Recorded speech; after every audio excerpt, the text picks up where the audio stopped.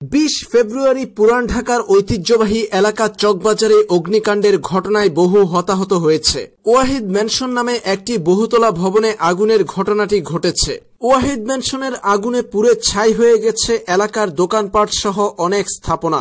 তবে ব্যতিক্রম ছিল চুরিহাট্টি শাহী জামে মসজিদ। সবকিছু পুড়ে ছাই হয়ে গেলেও অক্ষত অবস্থায় রয়ে গেল মসজিদটি। তা নিয়ে কৌতূহল দেখা দিয়েছিল অনেক।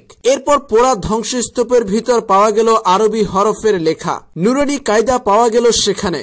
ঘটনার 2 দিন পর আজ দেখা গেল ভিন্ন রকম এক জিনিস। পুড়ে অঙ্গার হয়ে যাওয়া ওয়াহিদ ম্যানশনের ভেতরে রয়ে গেল আরেক বিস্ময়। সবকিছু পুড়ে ছাই হয়ে যাওয়া ভবনটির দোতলায় পাওয়া গেল হাদিস ও কোরআন শরীফের একটি তাক। অক্ষত অবস্থায় রয়ে গেল কোরআন শরীফ ও হাদিস গ্রন্থের সেই তাকটি, যা দেখে বিস্ময় প্রকাশ করেছে অনেকেই। শুক্রবার সকালে ওয়াহিদ ম্যানশনে গিয়ে দেখা গেল এই বিস্ময়কর জিনিসটি। ভবনের নিচতলা থেকে উপরতলা পর্যন্ত পুড়ে ছাই হলেও অক্ষত অবস্থায় রয়ে গেল সেই তাক। দোতলায় কোরআন হাদিসের বই সাজিয়ে রাখা সেই কক্ষের কয়েকটি চেয়ার টেবিল পুড়ে কয়লা হয়ে গেছে, কিন্তু বইগুলো ঠিকই আগের মতোই গোছানো রয়েছে। দেখে মনে হবে এখানে কোনো কিছুই হয়নি।